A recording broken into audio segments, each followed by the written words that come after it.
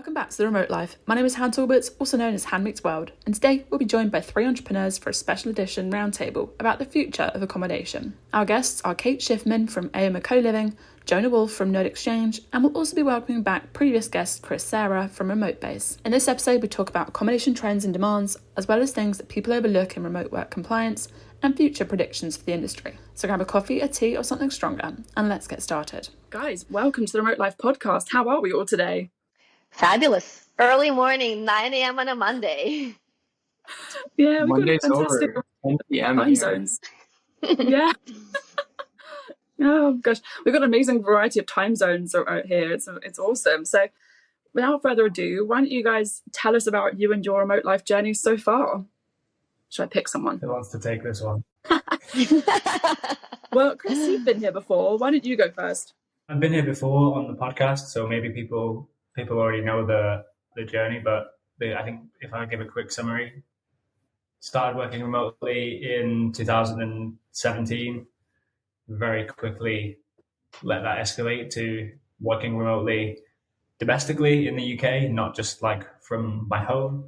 And then like by 2018, I was overseas, and that kept snowballing into an extended weekend trip, into a week away, into 2 weeks away, into a month away.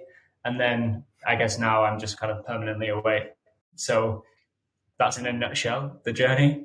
They also started with a full-time job, and now I work for myself. So there's lots of other kind of stories that run parallel to that. But I think that's probably the snapshot. Nice. Welcome back. Who wants to go next? I'll go next because I have really the opposite story from Chris. I went cold turkey, and I was working very much corporate America, engineering and construction job. And then really just it ended. It needed to end for me, and I quit my job and sold all my things and was in the Mediterranean like a couple weeks later. And that was 5 years ago. Love it, Jonah. Nice. Welcome. Without further ado, Kate. Yeah, this is actually a really good segue into my story. I actually grew up fairly nomadically between Ukraine and the Upper East Side in my entire childhood and teenage years. Then lived in New York for a while, and then I, at some point, I also lived in the UK, but I owned a photo agency, and so I also kind of lived like out of a suitcase for 5+ years, like traveling all over the world. So I've always lived fairly nomadically. There were some stints in New York, for several years, kind of a more corporate media agency world. And then eventually in 2016, I did something similar to Jonah. I went cold turkey. I quit my like very fancy agency job, gave up my apartment, put all my stuff in storage, 2 suitcases, and moved to Portugal. And so I started living kind of an nomadic expat, at different places around Portugal. So I think since then I've always had Portugal as my home base. But obviously working remotely with US-based agencies, still traveling all over the world, wherever the time zone permitted, and kind of like living more or less permanently in Portugal. Love it. I love how we have sort of similar but slightly varying versions of how we all decided, like, nope, we're going to go like live life on our own terms and live nomadically. Amazing. So speaking of, why don't you tell us about your amazing businesses? And like, did you guys start them in response to something in particular? I guess I can go first this time. Yeah. So I've started Noad, which is a home exchange platform for remote workers. And it really is like very in line with my story, to answer your question. So the past 5 years after quitting corporate America has been primarily travel. And then it really turned into entrepreneurial ventures and started a couple other businesses, one in New Zealand and then one remotely. And throughout that journey on the kind of the second half, I started, I was living full time out of Airbnbs trying to work on the businesses that I started. And it just really it wasn't servicing. It was incredibly expensive, dodgy Wi-Fi, no desk, all of the things that we all know and love. And really started thinking about how we might be able to do it differently. And then had one experience where I was in Canada, in British Columbia, and stayed at a friend of a friend's place who worked for Shopify, a tech company. And he was telling me about how he can work remotely, 90 days a year for corporate policy. and he went down to Costa Rica while I was staying in his place, but ended up with the Wi-Fi not working. And I was thinking, wow, there's got to be a better way to do this, where if he could have gone to like a Microsoft employee's house down in Costa Rica and swapped, it would have been less expensive and he would have been more productive. And that's really how we came up with the idea for Noad. Cool. Love it. I can go first. Yeah, you go next, Kate. Sorry. Yeah. Yeah, so as someone who kind of grew up nomadically, I've always craved home. At the same time, I wanted to create a home for people who are location dependent, but more than home, I wanted to create a cultural space, a place for knowledge, a place for creativity, a place for growth. These are the things that are very difficult to tap into when you're a full-time traveler. You're either on your own, or when you are, even with people, when you're at a new destination, it's difficult to tap into culture. Yes, you can go to the movies, you can tap into some of the, things like concerts and things, but it's very difficult, especially if you're in a place where you don't understand the language, to access culture, to access knowledge, to access, a community of people that help you grow, right? Is the company you keep. And so I decided to create AOMA as that place for both as a home for people who don't have a home, but also as a cultural center for people who crave that kind of thing when they're on the road. Love it. Chris? Yeah, Remotebase is a business that I guess kind of started by accident. I think in your question, it was like, was your business, you said, did your business start because of a problem that you were facing? And we've heard that, I think both of you guys have that same thing, right? Where it's like, you saw a better way to do the thing that you wanted to do. And I think there was a similar thread there for me, where I was living and working completely remotely, month by month, like you said, in Airbnbs. And I was figuring out that some of these places are available at pretty insane discounts. And that just started a wish list. It started as a wish list in Airbnb, and then it got too big for that. So it moved into, a spreadsheet. And then after that, I was like, okay, there's too many places here. I can't personally benefit. I can't be in 100 places at once to stay in all of these amazing places.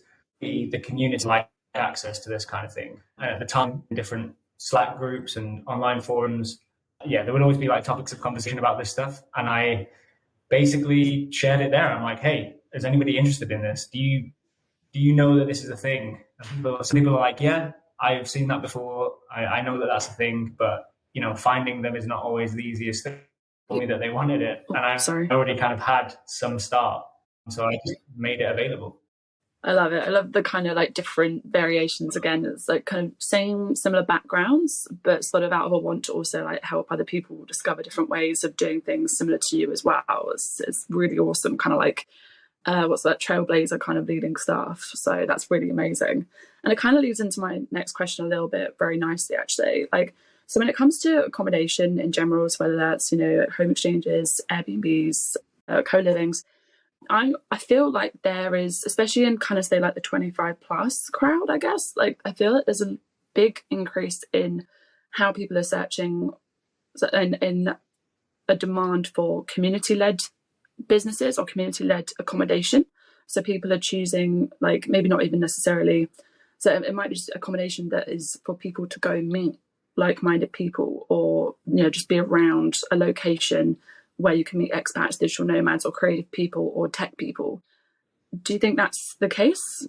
Or would you say that that's something people are searching for more now?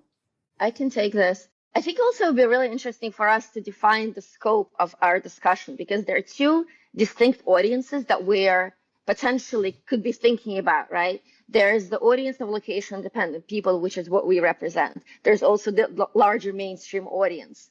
And it'll be interesting for us to kind of see which audience we're talking about. They are merging a little bit, but there's still like a very large mainstream audience of people who are sedentary. But across both of these audiences, I am seeing a very strong trend towards community and connection. The rise of social clubs like Neuhaus, Yaya, Charisma, all of these kinds of places that bring people together, whether that crosses borders between mainstream and location dependent. And this is about culture, this is about community, this is about networking, this is about And I would say like soft networking, it's not, you're not going to a networking party and you're like collecting business cards, but it's networking through socializing. So there's definitely an element of this that's a huge trend even outside of accommodation. With accommodation as well, there's a trend of communality and kind of co-housing, communal living and togetherness, which is kind of spurred on by, I think, two main trends or two main things that are happening. One is obviously there is an affordability crisis.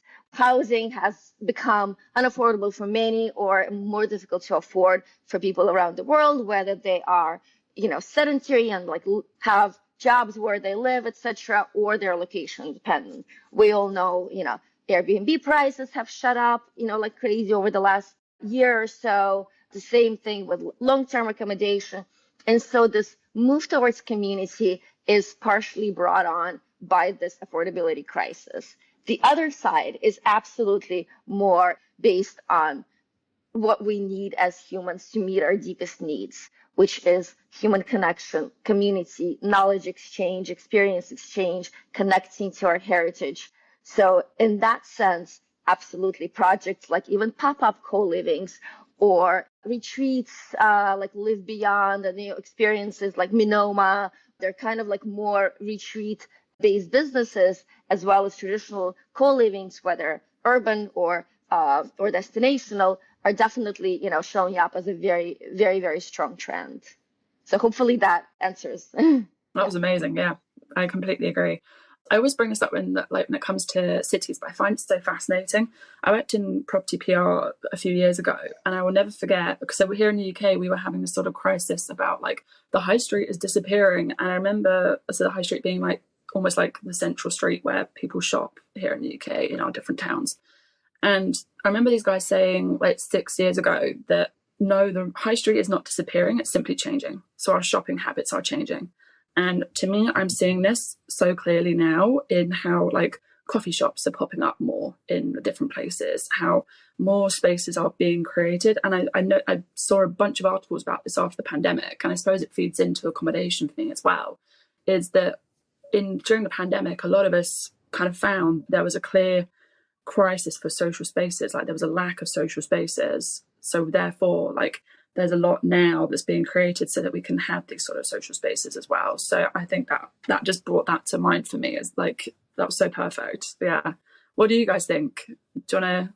I think there's like a pretty simple like tack on to what Kate said in like the duration, I think is the biggest thing that's driving the push for community.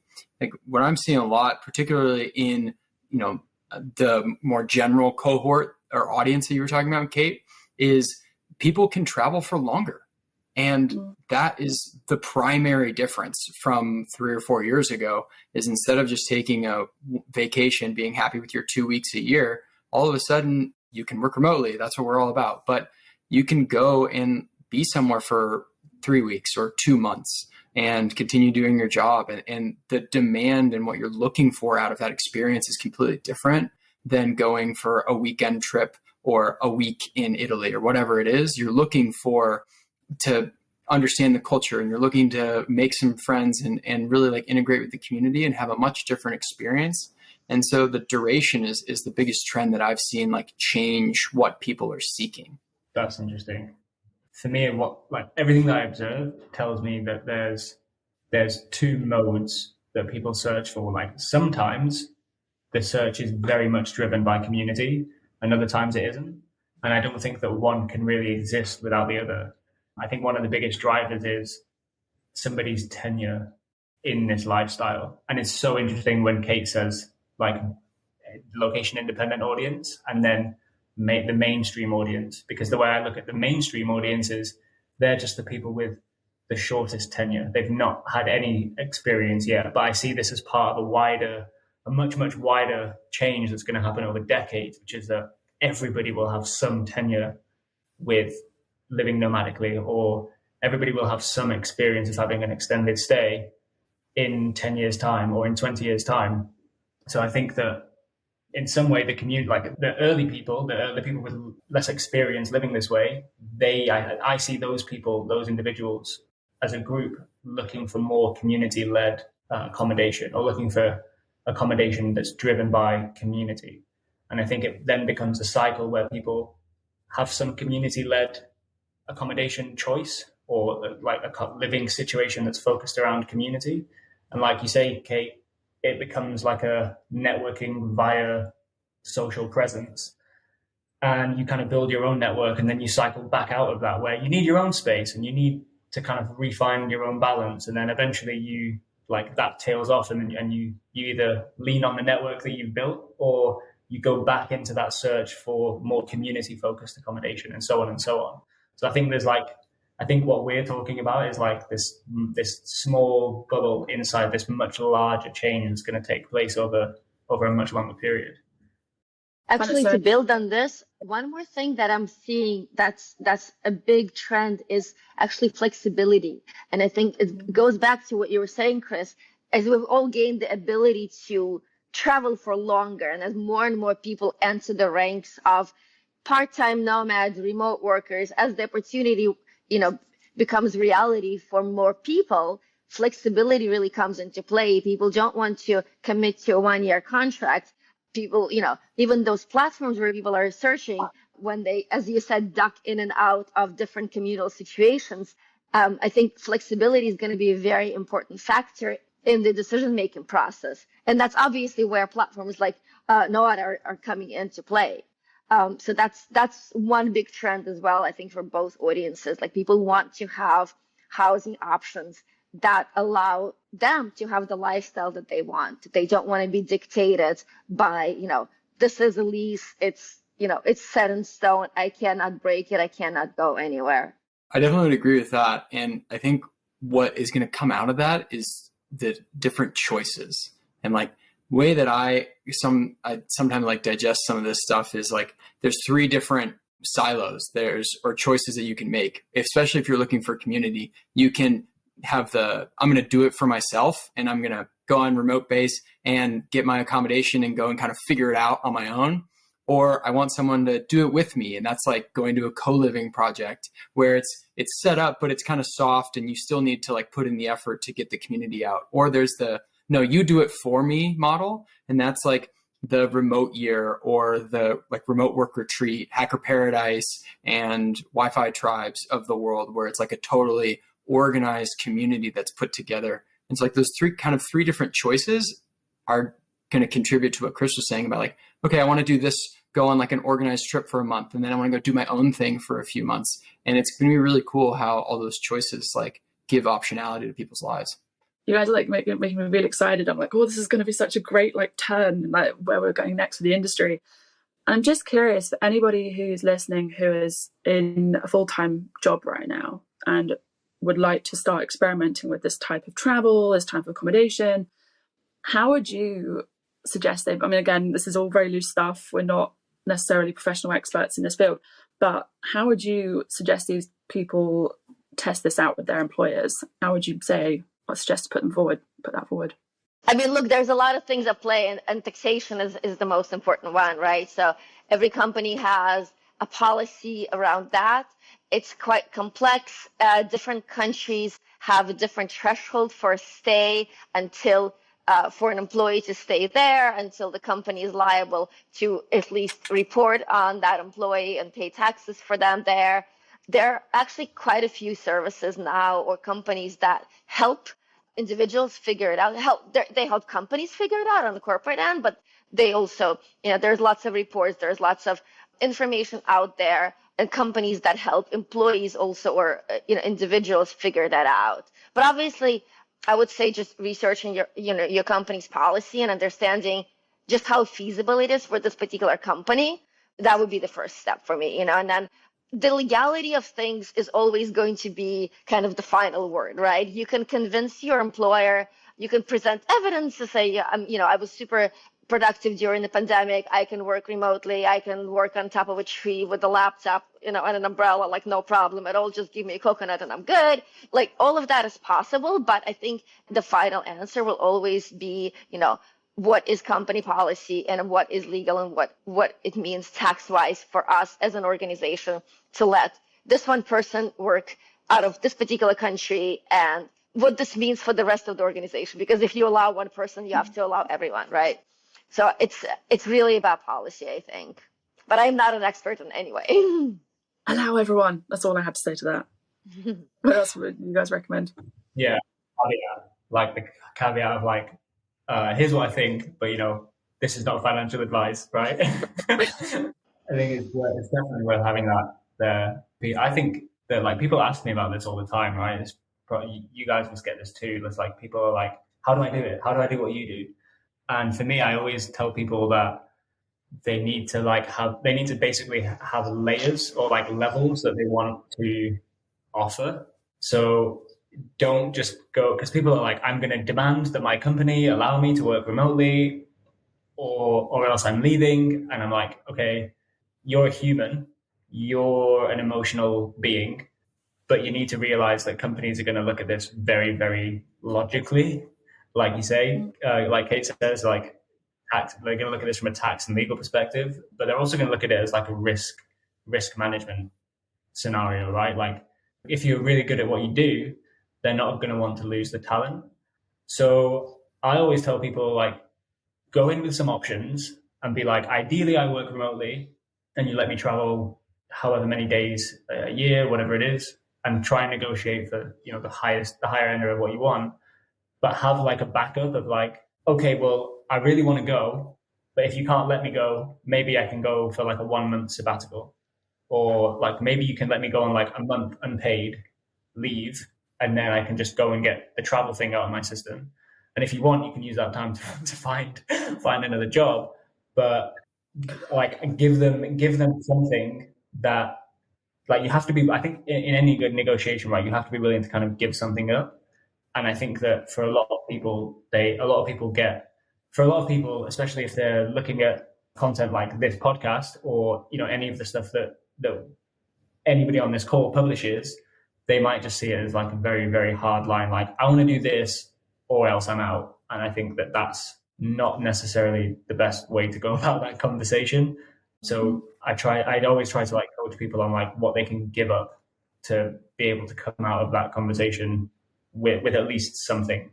And it might even be just like some people have said like, hey, I had a conversation with my employer and they're going to let me extend my vacation. So I think I'm going on holiday for 2 weeks, but I'm going to work remotely for 2 weeks beyond that. And they're effectively away for 1 month, but they only have to work half of it. So yeah, I just think it's important for people to go in and be flexible about it at first and negotiate from there. Because also, like, I think we tend to forget that, some people like their 9-to-5 jobs and that's okay. Just sometimes they want to try something. I think that doesn't get talked about enough when you see like, the people saying, I quit my 9-to-5, or like, I didn't like my job, so I went traveling. And actually, it's okay if you like your 9-to-5. Like, we just want to also put that out there, that sometimes it's not about not liking your 9-to-5 and wanting to go traveling. It's about creating a work support setup that also works for you too, I think. So I love that. Jonah, do you have anything to add? Like we talked about this on the podcast last time, right? It's like you need to know why you want it. Like don't just say that you want to do it because you want to do it. Like you have to have the level of self-awareness that allows you to verbalize and articulate the reason you want to go and do this. And if you can't do that, then focus on that bit first. Love it. We definitely agree. You gotta articulate the why. But I always tell people to make it really easy for your employer to say yes. So offer a trial. Say, hey, and let's not make a new policy for the next 12 months. Give me a month or 2 weeks. And here's the research that I did on the place I want to go. And this is the risk factors. I got it from WorkFlex or Work From Anywhere team. And this is a low risk trip for me to take. And oh, by the way, after you say yes to that, I'm going to absolutely crush it at my job for the next 2 weeks so that my performance is up and look how productive I am. So that when you come back, they're going to be begging you to take more time. Okay, maybe not begging you, but make it really easy. For sure. I think that's for me why I championed remote work for so long, was because I was like, look, I actually give better results when I'm allowed a different amount of different variety of setups. Like, it's not about being in the same setup, especially as a creative person. You kind of need that sort of switch up of environment. So that for me was always like a big thing. People say, oh, is it because you wanted to travel? There's an element of that, but no, it was because I found going to different cafes, co-work spaces just in London, for example, that I was therefore getting a lot better results back. So I love what you said. And that caveats also into another question, pivots into another question I had, which was, okay, what would you say from an employer's perspective is a good reason for allowing your employees to take some time to remote work in a different location or whatever it might be? I mean, I think the productivity is the biggest one. Exactly like what you said. It's people in today's day and age are more productive on different schedules. Like the 9 to 5 grind is not optimal. And I think that like the data is so incredibly clear, and that our own personal like anecdotal data as well through the pandemic. Like I think any CEO or executive that says that they didn't work outside of working hours during the pandemic is just not telling the truth. So that flexibility in choosing when you work and where you're most productive and what setup, like you said, Han, what setup you need to make yourself more productive, like that's the push there. And then obviously being able to hire from around the world and then retain that talent by giving them what everybody wants, which is flexibility. Yeah, I think it's definitely a very strong employee retention game for companies, particularly tech media companies where there's a lot of competition for talent, and also talent can be very easily remote. There are industries where that's just not the case. Highly regulated industries like healthcare or finance. You can't really. There's just too many hurdles. You can't really let employees go outside the state or the country, etc. But in tech and media, there is a huge competition for talent. The talent can be truly global. So it's just also, like Jonah said, it's hiring from outside as well, So for a company that expands their talent pool tremendously, and it's a great retention strategy. There's been so many polls and so much research confirming that employees who have the opportunity to work remotely compete more for those kinds of jobs. They stay at those kinds of jobs. There's a greater job satisfaction, gratitude, etc., and productivity. I would also like to, for a moment, go back to the last question a little bit, because what's important is this lifestyle is quite different from, the usual way, the way we live, 9 to 5 job, stable home, etc. So I would also encourage people to try it out for a short time. Yes, of course, people like Jonah and I just kind of gave it all up and fully into it, although I have been living kind of as a nomad my entire life here and there, but I think for people who are very much set in their ways and are used to a specific lifestyle, even if they're craving the freedom and flexibility and the openness of a location flexible lifestyle, I would really recommend to try it for a short time to actually get a sense of it. And it takes a while to get into the swing of things. It takes a while to understand your own kind of ups and downs, psychology, productivity, all of that. Where are you comfortable? What kind of space do you need to be comfortable? Lighting plays a huge role. Comfort plays a huge role. Do you want it to be urban? Do you want it to be suburban? These are things you inevitably find out as you're in the situation. So trying that out for a short period of time before you kind of take the plunge, I think that's really important. For sure. Nice.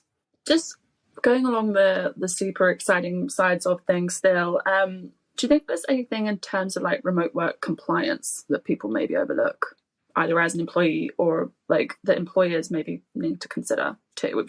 We've vaguely touched upon sort of tax reasons and things like that, but do you think that there's anything that needs talking about more that we don't, that's maybe more of a hidden side of remote work or finding accommodation? I think it's right now it's this kind of Wild West, don't ask, don't tell kind of world out there right now. And that's going to end soon. And I think it's going to catch a lot of people out.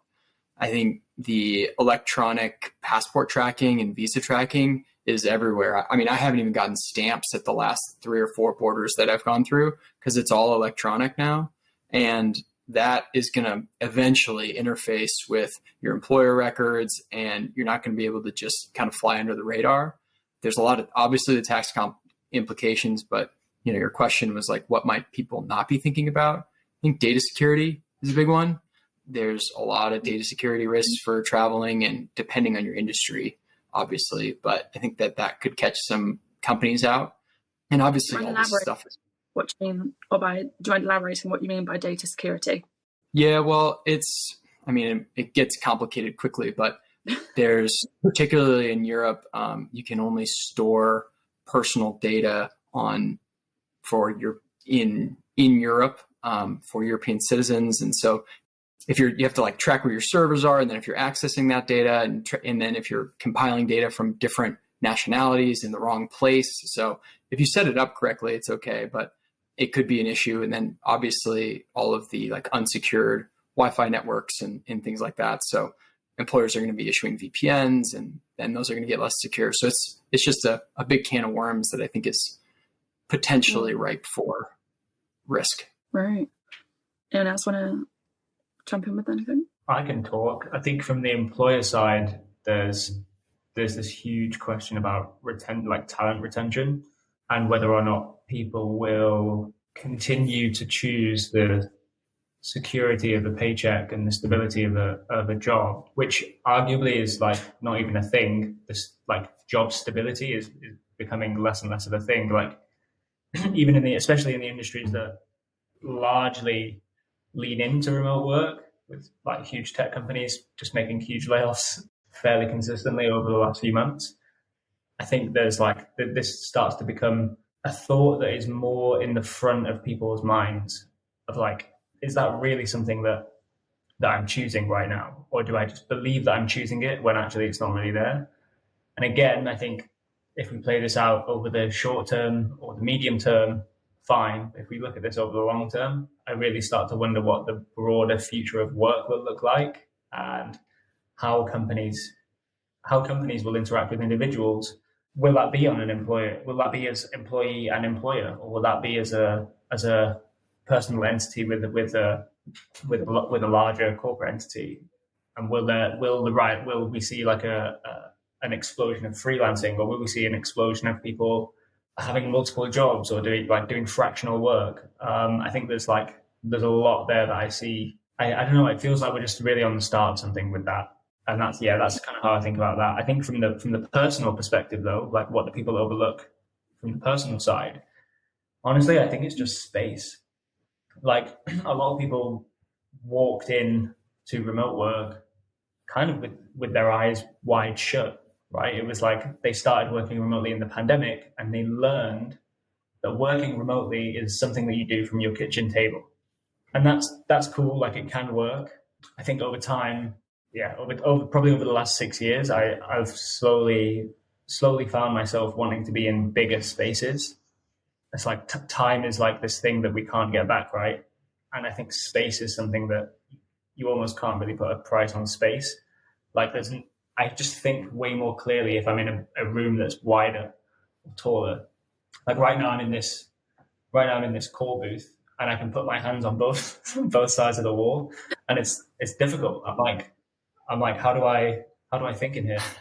If I'm in like a naturally lit, tall space, I don't know. It kind of like I feel more comfortable there. And this is something that is really, really difficult if you're an individual choosing an environment to work from remotely, but you're used to like immaculately designed offices, right, which are like built for productivity. It's really, really difficult to transition that. And that's where I think like home office space, or like a home or an accommodation which is big enough to have dedicated, and I mean genuinely dedicated, not a table in the corner, workspace. I think that is something which will become more and more evident as a need for people if they want to look at this as a lifestyle, like a sustainable lifestyle choice, and not a one-off workation. Kate, do you want to? You kind of touched upon a little bit already, Kate, but do you want to add anything? Yeah, no, I mean, obviously we've talked so many times, so I'm very big on lifestyle and wellness as part of the way we build spaces and design spaces. Super important. It's funny, one of your questions is where's home, or home is where X is. For me, it's really all about the interior space. I can be in the city, country, locale I'm not particularly interested in or I don't enjoy, etc. As long as my interior space is comfortable and conducive to what it is I need to do there, I'm absolutely perfectly comfortable, and I'm happy and I'm productive. So the space that I'm building is actually built on the principles of something called sensorial design. So as the name suggests, it's essentially designing and building a space with the respect and attention to our senses. So everything from the airflow, of course, the lighting, the color temperature, the materials that are used, everything, all of these things are what comprise our experience in the space. Most of the times, we're not even conscious of this because we were never taught how to understand the way spaces affect us. But we all know that they do. There's some, you can walk into an Airbnb and it has the same thing. It has a bed, it has a desk, it has everything, but you're just not comfortable. You want to get out of it. But you don't realize it's because that wall is red, for example, or they have these stupid LED lights that are this green, blue color. Who invented this? I don't know, but that person should be put in jail because that is a really bad color temperature for well-being. And so, yes, I think people are going to slowly wake up to understanding their needs as far as their spaces are concerned. And I think there's some education that needs to happen there as well.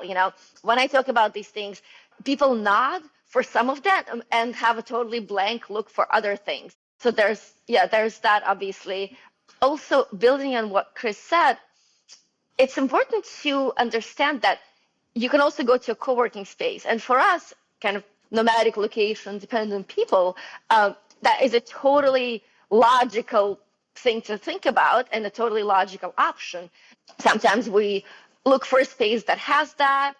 Sometimes we don't have a living space with proper work setup. But our second thought when we think about a destination is okay, what's going on in the co-working scene there? But many people coming from the corporate realm are actually, yes, they know that co-working exists as a concept, but it's not something that comes naturally for them to think about when they think about a destination, their experience there.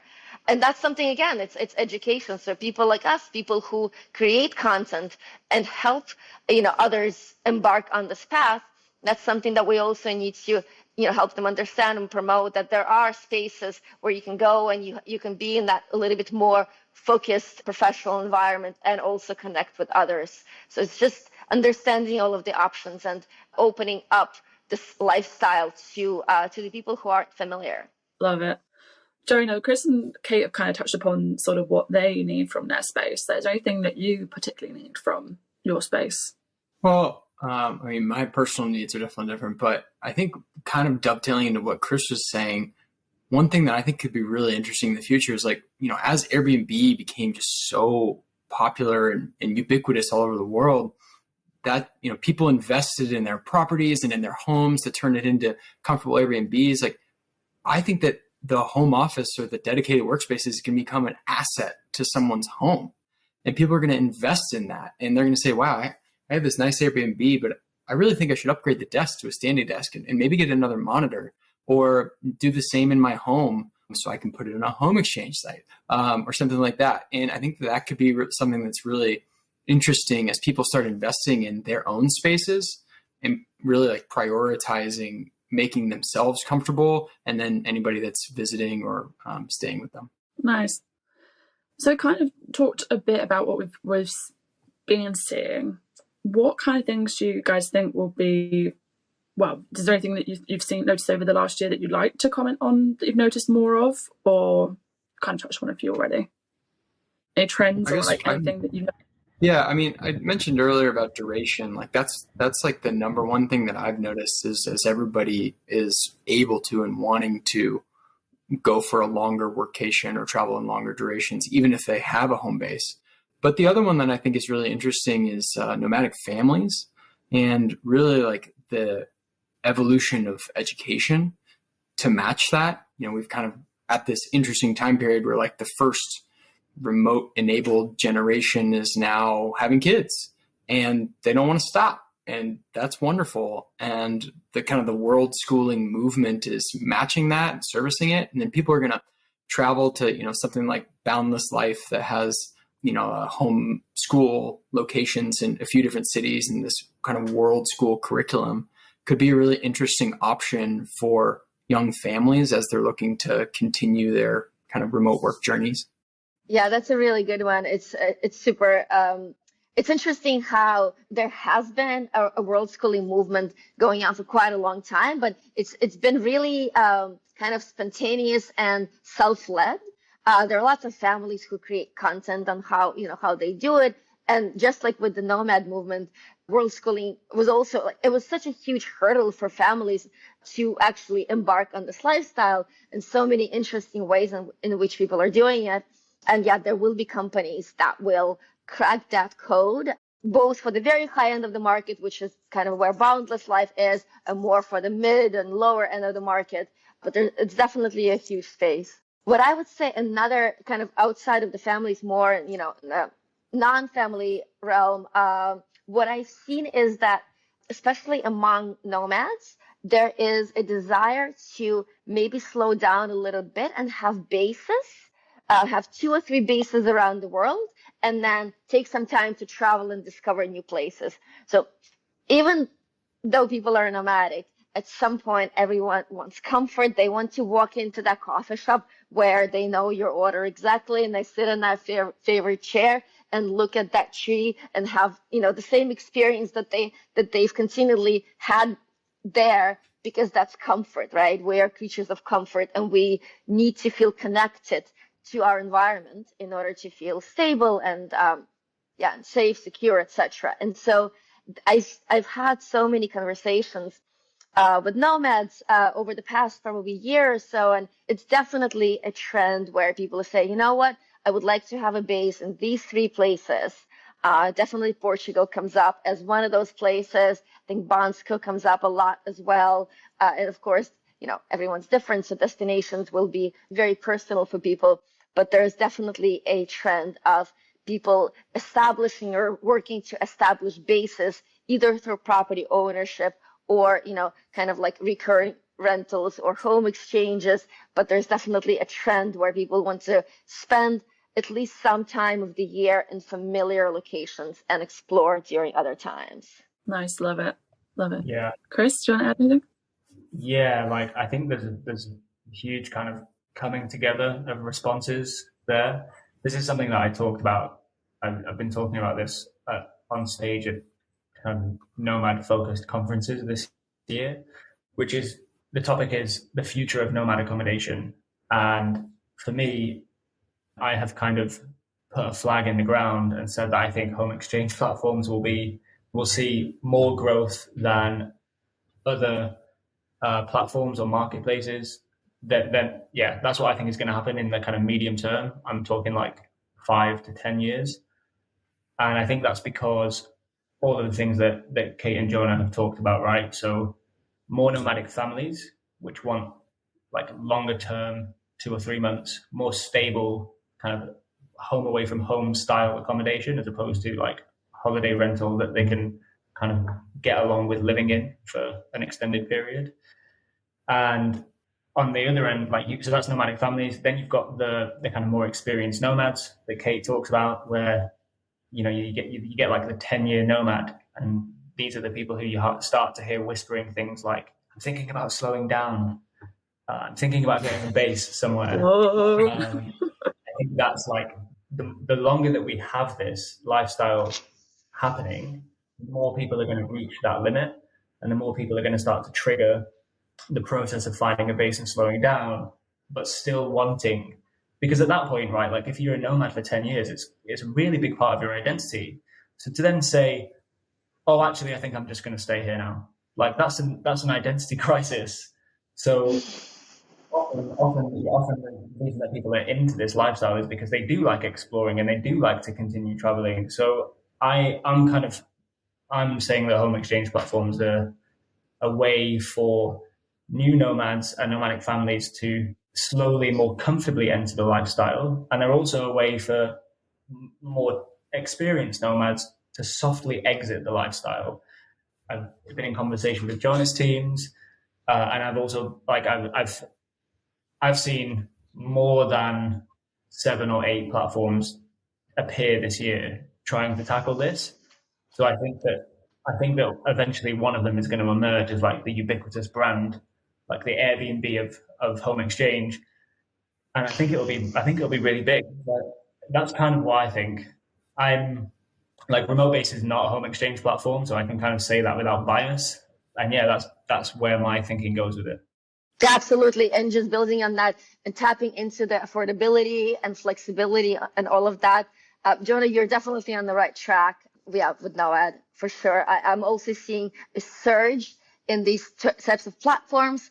It's going to be interesting who cracks the code. I've already seen a few doing things that makes me go, that doesn't seem like people would want this particular feature or particular way of doing things. But I really love what you're doing. Obviously, I'm quite familiar with the way you guys are doing this. Absolutely a huge trend, and looking forward to seeing kind of the best platforms dominate the market. Well, I sure hope it's us. So I'll just leave that space open. I love also how like everyone in what seems to be happening within like the digital nomad and remote work sort of space is how much like cross collaboration there is, and how much like cross sort of support there is within the space too. So it'll be interesting to see how that kind of also helps to build each other's businesses in a whole different way that we've maybe not seen before too. I think it'll be so fascinating. Guys, this has been absolutely incredible. I'm super worried that it's nearly 11 p.m. It is 11 p.m. where Jonah is. Do we have any further final thoughts that we want to add? Well, don't we have to answer our question? Home is where? We're about to get there. We're about to get there. I don't know about King Bean. Kate's already gone for it. But no, I'm just very worried that honestly I could sit and listen to you guys for ages. And I had like so many more questions that I would happily want to ask. But if we have no other further thoughts, then yes. Final question. Fill in the blank. Home is where? I can go first. I think it's changed for me to really kind of like nod to what Chris said. For the past 4 years, home was wherever my packing cubes were. Like it didn't matter. And it didn't matter at all. It was wherever my duffel bag was. Packing cubes were, greatest buy of all time, still 5 years on the same set. But it's slowed down, and I feel like I'm slowing down. Really identified with what Chris said there. And so my new answer is home is where I have community, kind of to what we talked about at the beginning. I've started to prioritize places where I have at least several connections. I mean, that's why I came back to New Zealand, because I have a great community of friends here, and I've gotten involved in things I wouldn't have gotten involved of otherwise. Like I joined the tennis club, and I'm playing tennis a couple times a week, and really just like trying to integrate with the community in a way that I hadn't previously when I was just jet setting around and in places for 1 week, 2 weeks at a time. So communities become important. Nice. Kate, you've kind of talked about it already, but do you want to elaborate? Yeah, sure. For me, it's really all about the space. That's super important. I need to feel comfortable in my in the actual interior space that I'm in. I need to have the lighting that promotes creativity, promotes productivity, different types of lighting for different scenarios. So for example, in your bedroom, you want to have softer, warmer lights, right? In your workspace or kind of spaces where you hang out during the day, you want to have cooler, more lighting, the materials, the color scheme. People I travel with, they say that I drive them crazy a little bit. But it's important, and the difference between being in the space where you feel good and the space where you don't feel good is tremendous. And the way you feel physically, emotionally, productivity, the way you relate to others, everything. I can't stress that enough. And I think there's already been a bit of research about the importance of wellness in real estate, wellness in accommodation. So this is a huge trend that I feel like it's developing over the past several years, and it's going to be a huge trend for years to come, but essentially optimizing our interior spaces to our lifestyles, making the architecture and design work for us. And so for me, my home is where I feel good in the space. Nice. And Chris, has your answer changed since we last spoke? I think maybe it has. I think last time we spoke, it was like, I think I basically said I wasn't going to answer the question in a typical fashion. I was like, home is like wherever I think I said something about location chemistry. Like, I have this thing about location chemistry, right? Like, you can write down on a piece of paper like a list of things that you need in a place, and then a location can check all of those boxes, but you can get there and not really feel at one with the location. So I think that there's this I think that everybody has a different immediate physical feeling in a place. And home, I used to think like, okay, home is like where you have this location chemistry with an environment. And I think to some extent that remains true, but we talked about community a lot on this call. And there's a famous quote in the community that's like, digital nomads don't travel from place to place, they travel from community to community. And I think to some extent that's true, but that feels kind of abstract to me. So I've been trying to think about what that means. Like, realistically, what does that mean? Like, what does a community look and feel like to me, to the extent that it feels like I'm at home? And for me, I think home is where somebody will pick me up at the airport or the train station or the port, wherever the mode of transport is. I think there's a really big part of me that always, before I was digital nomading, just traveling, there's something that's really nice about when you return home and someone's there to receive you, and extending that into like this happened to me here in Thailand.